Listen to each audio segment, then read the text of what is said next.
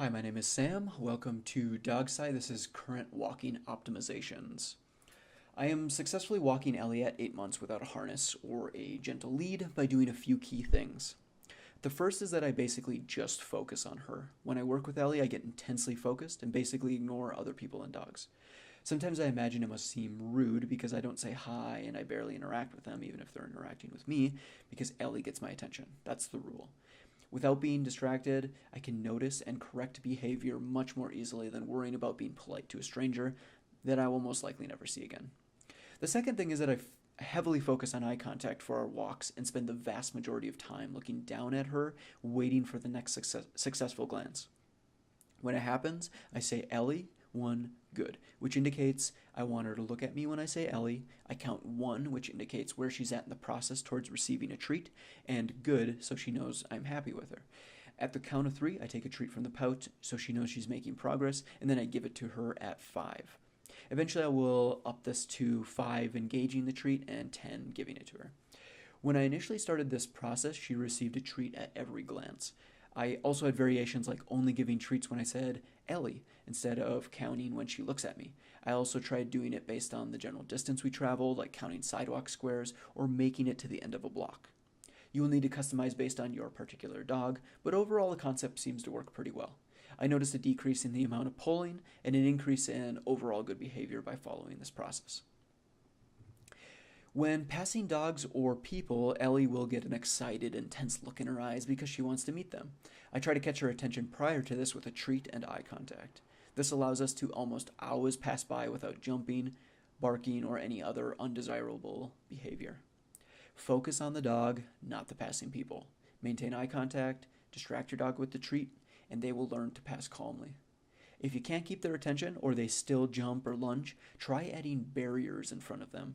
What this means is that at 0 barriers, you have a dog with existing momentum walking towards another dog or human. It is one small step away from increasing that momentum and misbehaving.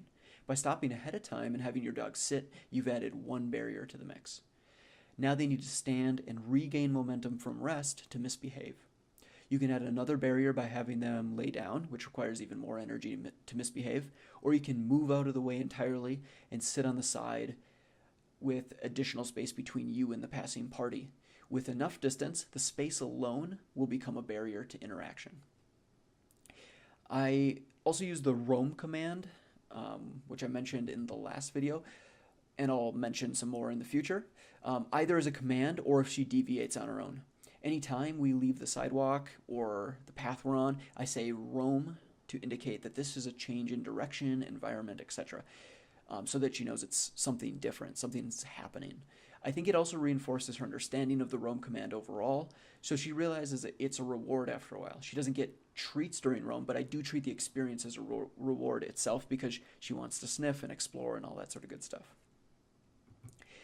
If she consistently starts pulling because there's a dog in front of us or the park is coming up or there's a squirrel nearby, I cease moving in that direction, turn us around and say start over. We walk roughly 20 to 30 feet back, turn and try again. If this continues to fail, which it sometimes does, I turn us around and we go in an entirely new direction. This happened recently when we were heading to Petco. She knew where we were going and I looped multiple times back and forth trying to regain control and stop her from pulling until I finally decided to completely change direction.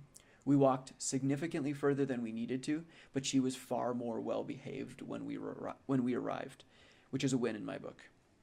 Lastly, I pretend she's off leash so as to never fully rely on the leash as my control mechanism. Instead, I use commands while the leash is loose, kind of following her around to keep it loose, so that I have to compromise with her. Sometimes I lose the battle of gaining her attention or stopping her from eating something, but it enhances the training experience by forcing me to find things that work, to experiment. Once you start relying solely on the leash to control, I feel like you've lost a significant battle, and generally it's a lot less of a positive experience because you're just kind of yanking your dog around and stuff. So those are some of the things that I'm currently working with. And having some success with. And I'll have some future follow-ups about ways to have more positive walking experiences and all the different little experiments I've been trying. So thanks for listening and see you next time.